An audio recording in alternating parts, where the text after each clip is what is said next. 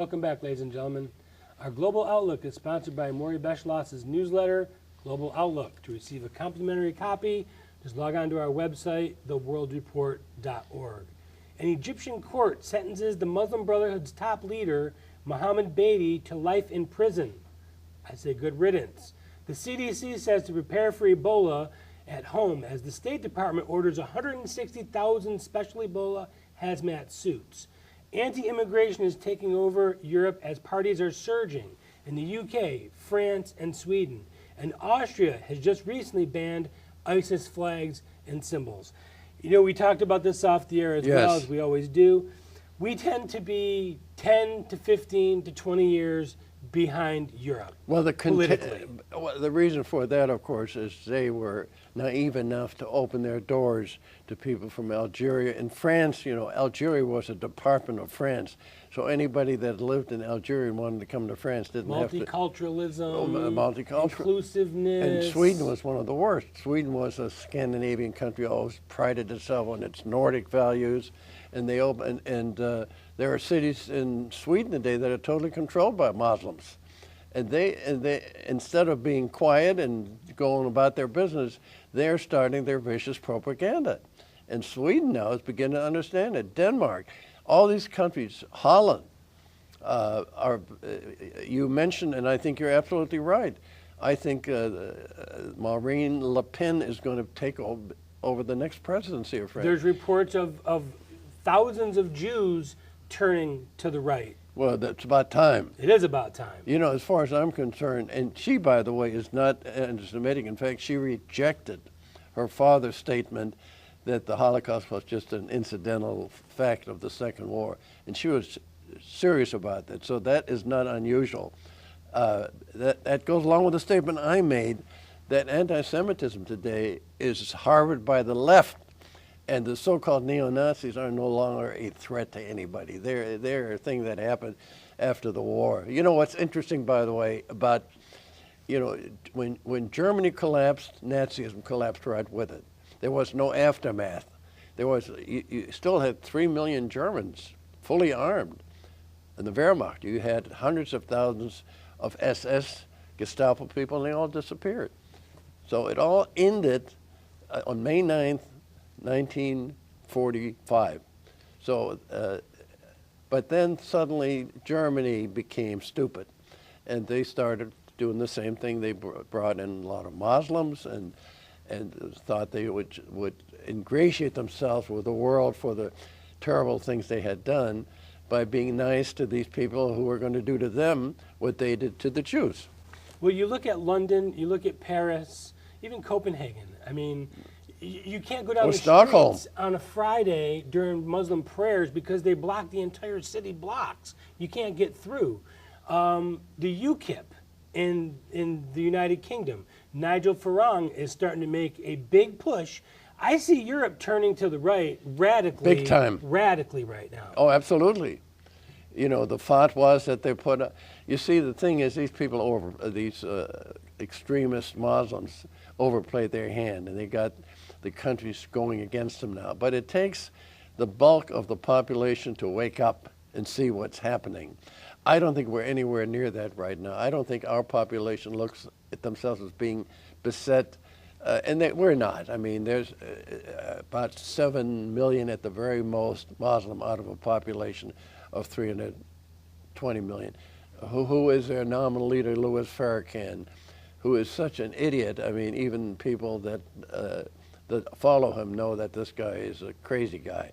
So that's not the problem here. The problem here is the ideology that has been perpetrated on the American people by a president who has nothing good to say about American history or American values, and will do everything he can to undercut them. Yeah, you've never heard him give a speech talking about the wonderful aspirations, the character, the moral character. It's always attack, attack, attack. He wouldn't know how to do that because, I mean, at least he's being somewhat honest in his own expressions. Now, one good thing is that Egypt was, I don't know if I could say smart enough, but they had the wherewithal to confront the Muslim Brotherhood, take on the Muslim Brotherhood, and that was our doing. We're the ones that overthrew Mubarak. We're the ones that pushed the Muslim Yeah. Brotherhood. This administration has been very cozy with the Muslim Brotherhood, and now they're in Egypt. They're sentencing these guys and they're hanging them. And I couldn't say more about it. Assisi, who I told you, this friend of mine who served with the French Sûreté, which is their CIA, their basic secret service, said that Assisi and Netanyahu work in hand in glove. I mean, that when they made that final deal, that indefinite ceasefire, that was done with Netanyahu and Assisi working together. And this is where I think the one thing I still have a lot of respect for is the American Defense Department. The Pentagon does everything it can to stay away from the White House. And he's smart enough, Obama's smart enough not to push too hard, because the Pentagon, just for instance, the situation with Israel. Remember when they stopped the flights into Ben Gurion Airport, which would have really hurt Israel? And there was even a question whether he was going to renew $225 million of the Iron Dome. Well, suddenly it happened. There is a strong wave of people in the Pentagon, whether they're Christian evangelists, whether they feel that Israel is an ally and we're going to support them, the only ally we really have in the Middle East. But you remember, Assisi was trained in the United States. He is considered a friend of the Pentagon, a friend of the American Army, and he does not allow himself, he says hello to John Kerry, but this guy is an iron fist. My God, I wish we had Assisi here in this country. I feel very fortunate that the Egyptian situation turned out the way it did. Because look at Libya now. Now they've taken over our embassy. The Islamists are basically running that country because we were stupid enough to, do you remember Hillary Clinton saying, he came and we killed him, about Gaddafi. And now Mubarak, we take him out. Thank goodness that the army was smart enough to take over the Muslim That was Brotherhood. almost unbelievable, but It is unbelievable. Sometimes those things do. Well, they had taken over. This Morrissey. No, I don't think it was divine intervention. I think Assisi had the guts, which I wish we would have an Assisi in this country. He was taking it on his own behalf for the Egyptian people. And you know what his popularity rating is in Egypt today? 85%. Look, let's not kid ourselves. People, especially people that have been beset like the people in the Middle East and in Africa and Asia, they need a strong leader. They don't need democracy. Democracy in that part of the world is the biggest joke. It opens the door to the worst elements. Remember the Arab Spring? Absolutely. That's what Or happened. let's go back to even when Bush was in power and they wanted to spread democracy across the Middle East. They ended up electing Hamas in the Palestinian Authority to run Gaza. Just imagine, and Sharon was taken in.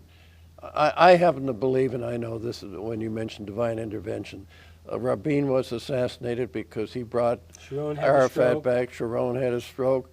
Menachem Begin gave away the Sinai. Coincidence? Maybe.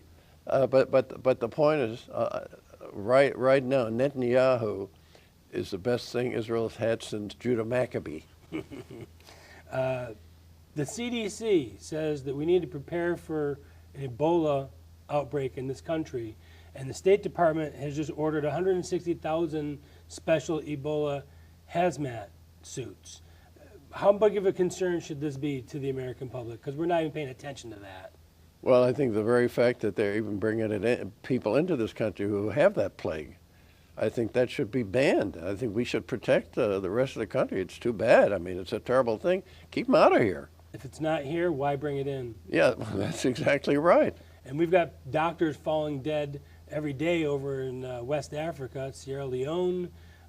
It's out of control. To me, it's just part and parcel of what I'm beginning to see in the degrading of American values and the protection of what made America great.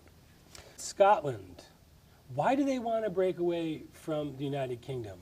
What would be the upside for them? Well, I think the Scots, it goes back to, this is all historical, when Queen Elizabeth had her I get whether it was a cousin or Queen Mary of Scotland.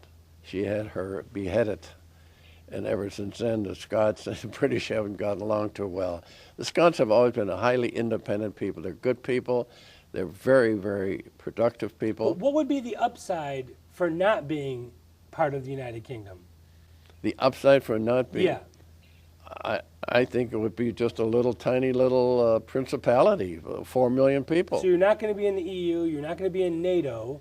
You know what? Not that anyone goes It after shows Scotland me anyway. that Britannia, which in 1914 was the most powerful country in the world, ruling over maybe 80% of the world. You know, Britannia ruled the waves. The Union Jack never set. The sun never set over the Union Jack because they had India, they had a big chunk of Africa, they had a big chunk of Asia. Now Britain is strictly an island off the coast of Europe. That's all. And when this happens, I think England is finished as a major factor. I think that I'm amazed that the United Kingdom would even allow this to happen. It's like committing national suicide. Well, you kind of made the point, the comparison to being like Quebec. Yeah. But the difference is that they speak a completely different language. They have completely different background, and they're part of a bigger country. Scotland is just part of the United Kingdom, which is made up of 4 or 5 different countries. But I don't know that what the upside would be for Scotland economically. No, I think there is I stand by my comparison. Canada has 36 million people, the second largest landmass in the world, but the Quebecois really felt nationalist, especially when de Gaulle went over there and said, Quebec est français, you know, and got them all excited. I think that was a temporary excitement.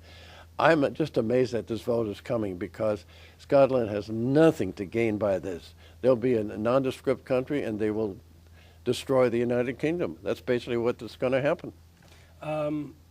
We talked about this earlier as well. They don't really produce much.